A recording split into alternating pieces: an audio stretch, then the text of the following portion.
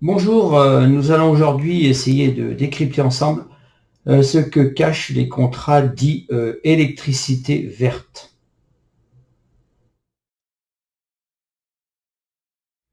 J'ai repris sur le site d'énergie-info.fr, le site gouvernemental, l'explication et les offres d'électricité verte comme elles doivent être définies. Je vous laisse le soin de lire la diapo et je reviens vers vous.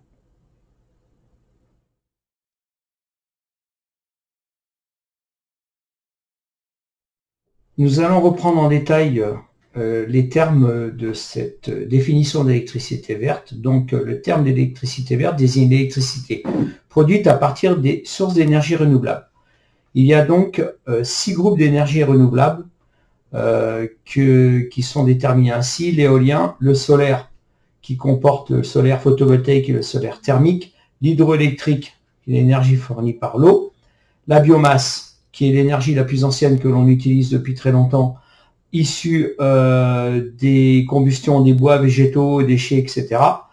L'énergie marine qui comprend l'énergie marémotrice, etc. Grâce au courant des marées. Et enfin la géothermie qui est la récupération des eaux chaudes profondes de la nappe en sous-sol.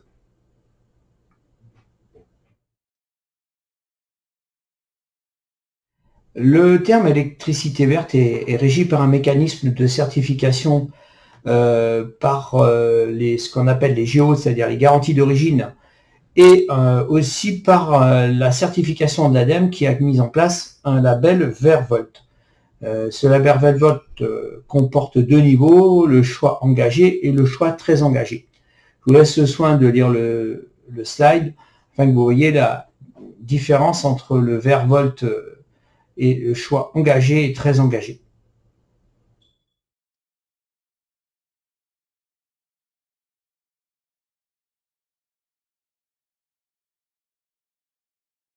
En fait, le gros problème de cette certification électricité verte, c'est la dernière définition qui dit qu'une offre est dite verte si le fournisseur peut prouver qu'une quantité d'électricité verte équivalente à la consommation des clients de cette offre a été injectée sur le réseau.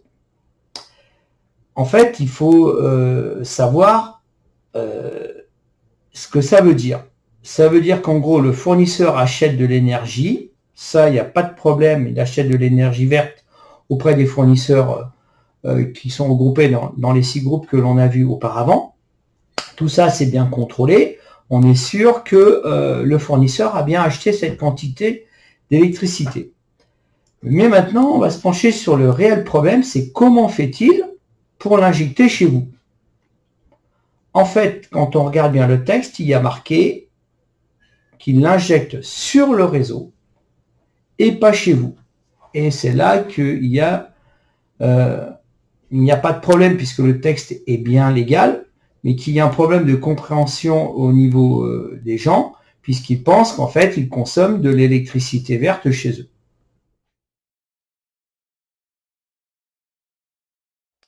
Je reviendrai sur la diapo et le texte tout de suite après, mais je voulais vous montrer ce graphique qui représente la répartition de la consommation d'énergie en France et entre autres la production d'énergie verte qui date de 2020. Et vous voyez que la production d'énergie verte représente à peu près 13% de la production d'énergie totale en France. Donc je me pose la question, j'ai conclu un contrat de 100% vert et je me demande comment avec uniquement 13% d'énergie verte, on va pouvoir m'envoyer 100% de cette énergie dans mon foyer. Donc comme je suis un privilégié, je pense que j'ai fait le bon choix.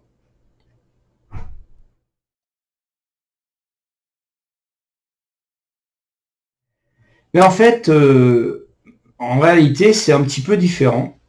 Et vous allez comprendre avec le schéma que je vous ai mis dessous, qui est une source Enedis, comment fonctionne l'arrivée de votre énergie dans votre foyer. Vous voyez que sur ce schéma, en fait, toutes les énergies circulent sur le même réseau, et cela en même temps. Donc, je vous passe des détails sur les lois électriques à travers la loi de Kirchhoff et d'autres lois électriques, pour vous expliquer qu'en fait, la production de courant la plus proche est consommée en premier vers le point de consommation. Alors, avec un exemple plus concret, ça veut dire quoi? Ça veut dire que si vous avez une centrale nucléaire à 10 km de chez vous et que vous avez une éolienne à 500 mètres de chez vous, mais il y a de grandes chances que ce soit l'éolienne qui, bien sûr, si elle est en fonctionnement, qui vous produise l'électricité que vous allez consommer. Mais bien évidemment, à l'inverse, c'est aussi vrai. C'est-à-dire que si vous avez l'éolienne à 10 km et la centrale nucléaire à 500 mètres, vous allez soutirer de l'énergie nucléaire. Vous avez aussi un autre cas, si vous avez une installation photovoltaïque sur votre toit ou à proximité chez un voisin ou chez un agriculteur, pendant le fonctionnement la journée, vous pouvez être sûr que l'énergie que vous allez consommer viendra d'abord de son toit et que le complément, s'il n'y a pas assez de production, viendra du réseau classique, puisque tout le monde est ensemble. Donc, en fait, on s'aperçoit que sur ces contrats d'énergie dite verte, c'est impossible de connaître réellement la quantité d'énergie verte qui est arrivée dans votre maison. Donc, en fait, on joue sur les mots. Votre fournisseur a bien acheté de l'électricité verte, mais chez vous, vous avez consommé l'énergie de tout le monde. C'est-à-dire que si je suis un petit peu négatif, vous allez avoir que 13% d'énergie verte par rapport aux 100% du reste qui vont arriver chez vous. Donc en gros, bien évidemment qu'il faut aller vers ces énergies renouvelables, mais il faut faire attention à toutes ces publicités un peu trop alléchantes et un peu trompeuses. Parce que ces contrats d'énergie verte, bien sûr, on vous les vend plus cher.